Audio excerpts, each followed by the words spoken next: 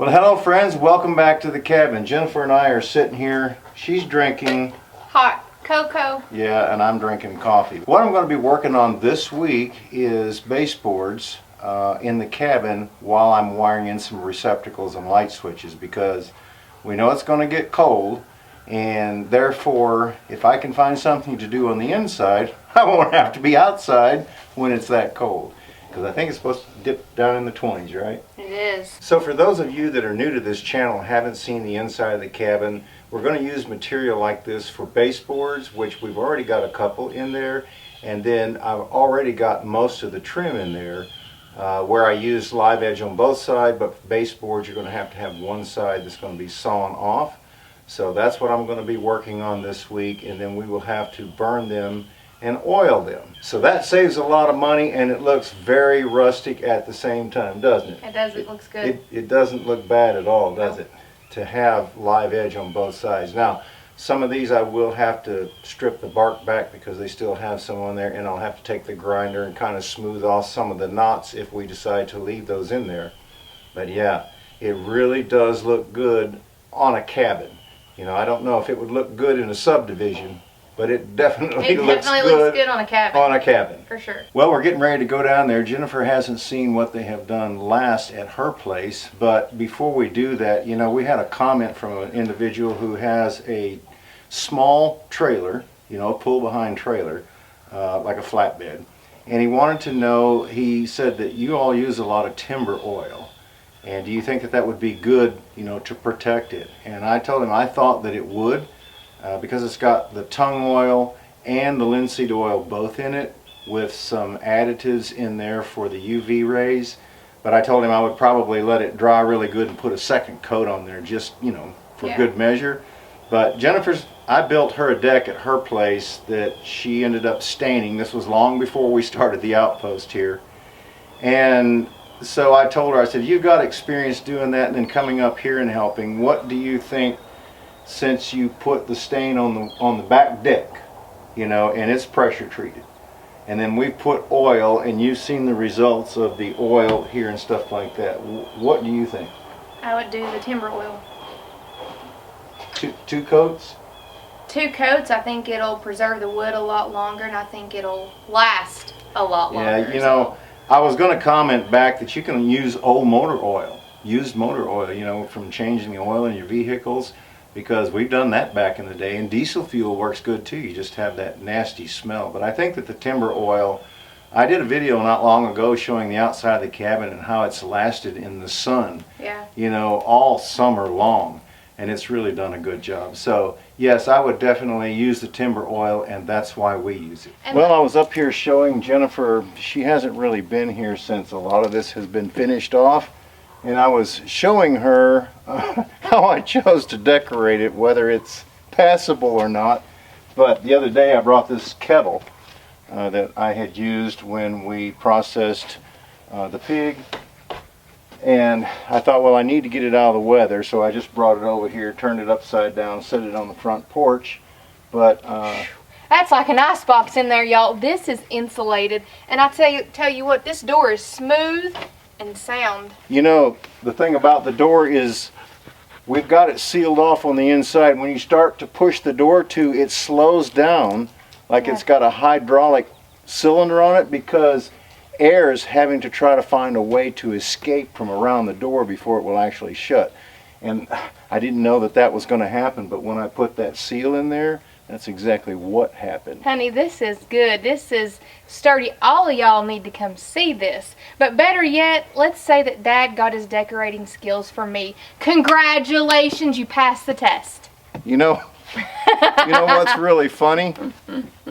Check out her shirt there, you know. Who is that dude right there?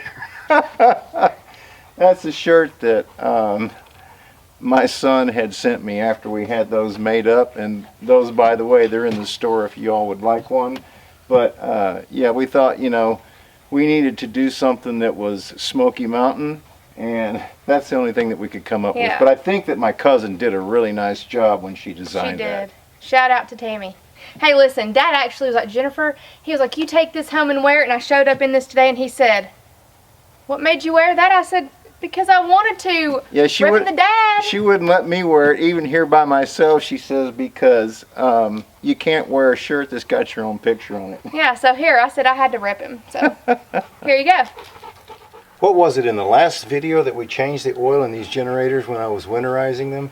You want to know what was really funny? Now, I tell you what, God is really good, because I have pull started this thing, I don't know how long now, maybe about 2 months, because I thought that the battery had went dead, because it starts just fine when you pull start it, but this button right here, it wouldn't do anything, just like it was dead. And I thought, well, you know, the battery's shot. You know, they're just very small batteries. I probably need to get a new battery, right? The other day when I changed the oil and I was messing around here later on when I was going to charge my batteries, and I hit that twice. You know, if you just hit it once like this, the light comes on, okay? And then you can pull start it. But if you hit it a second time,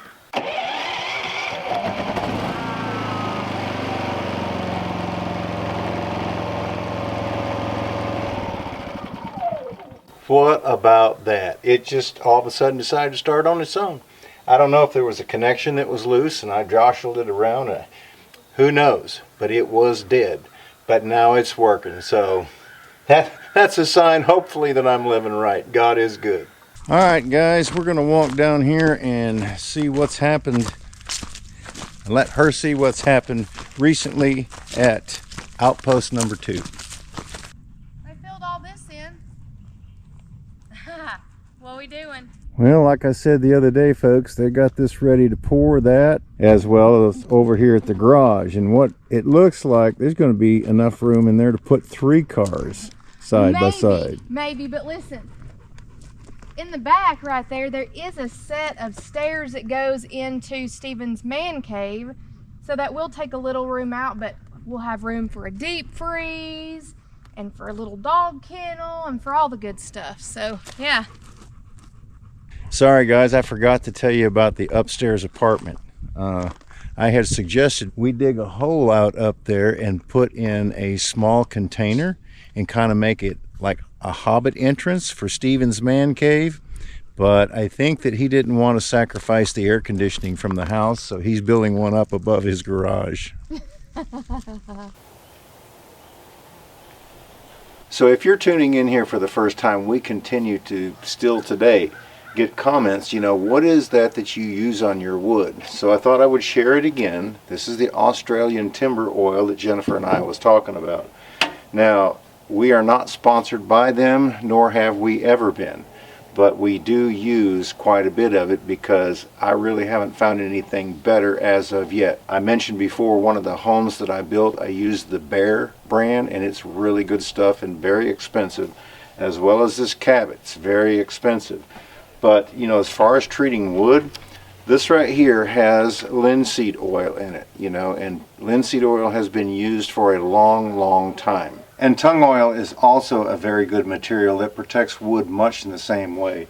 This product right here, this Cabot Australian timber oil, has both tung oil and linseed oil both in there with some, I believe it's iron oxide. You can look this up on the web.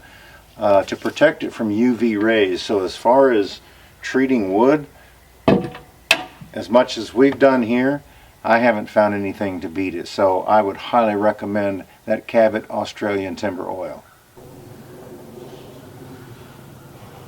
You know, friends, I've got a little project that I'm going to be working on, and it's going to require the use of these sawhorses. And this is a set of timber frame sawhorses. I'll throw up a link towards the end of the video that Jennifer and I made. I think it was about 2 years ago now. When I was working on the timber frame workshop down there, I needed something to put the logs up on top of. So I decided to go ahead and build a set of these timber frame sawhorses, and I'll tell you, they've set out in the weather, they've been used, they've had like 5 or 6 big logs set on them at one time. I've used them over and over and over, and they are still, I think they probably weigh about 55, maybe 60 pounds. They are still heavy duty. You can tell the legs down there on the bottom, you know, they've been sitting in the dirt. But yeah, and they were made out of poplar. That's what I had. So it has tried to split on me, like on the side right here, and warp and twist a little bit, but since I mortised and tenon all of it, it doesn't have much where to go, you know. But yeah, they have really stood the test. So I'm happy that I built these. I don't think that I'll have to build anymore. I think that these will last, but in the event that I do, I'll try to use a little bit harder wood next time. But yeah, I mean, even for poplar, and you know, there's not a whole lot there, but like I say, it's heavy, and they are heavy duty. So you know, I would imagine that you could do the same thing out of 6x6s that you, now these are true 6x6s, but that you could get from the hardware store if, you know, you live, say, in an area where there's no sawmills. But yeah, they were very easy to make. They are really, really nice. Well, friends, let me tell you, I'm going to have to get busy and prepare for some cold days that are coming up.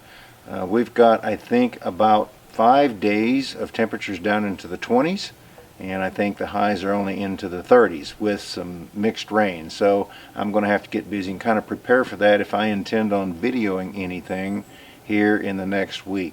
Anyway, thanks so much for stopping by. We certainly do appreciate it, and we look forward to seeing you back up here at the cabin again next time.